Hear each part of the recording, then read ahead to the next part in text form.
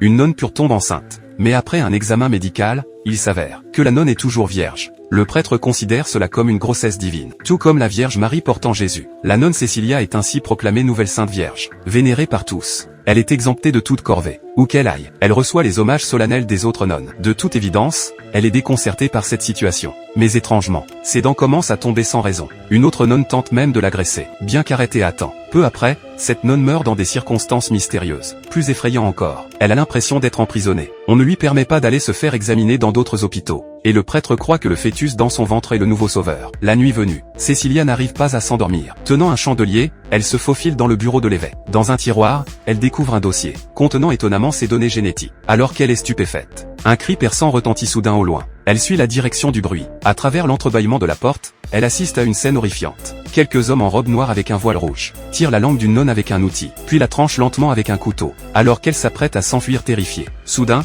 quelqu'un lui couvre la bouche. Mais l'émotion de la personne semble anormale. Le lendemain, la vieille nonne est réveillée par un hurlement. Le lit de Cécilia est couvert de sang, bien qu'ignorant ce qui s'est passé. Comme elle porte l'enfant sacré, il faut le prendre au sérieux. Le prêtre l'emmène donc en voiture d'urgence, pour se rendre à l'hôpital de la ville, tandis que la vieille nonne prie au chevet de Cécilia. Mais une plume de poulet par terre attire son attention. Elle se penche pour regarder sous le lit. Il y a un sac en toile. En l'ouvrant, elle découvre une poule vidée de son sang. À ce moment-là, Cécilia crie de douleur dans la voiture du prêtre. Après avoir reçu l'appel téléphonique, le regard du prêtre devient peu à peu froid. Cécilia réalise que l'affaire est découverte. Elle ouvre immédiatement la portière et s'enfuit comme une folle. Mais elle est vite rattrapée. Le prêtre retire alors son masque d'hypocrisie. En réalité, le prêtre était un généticien radical. Il a récupéré les clous utilisés pour crucifier Jésus il y a 2000 ans, et y a trouvé des traces de sang et des fragments d'os. Il a alors essayé d'en extraire l'ADN, pour faire renaître Jésus par mère porteuse en Cécilia. Et cet immense couvent est en fait un grand laboratoire d'expérience sur la procréation.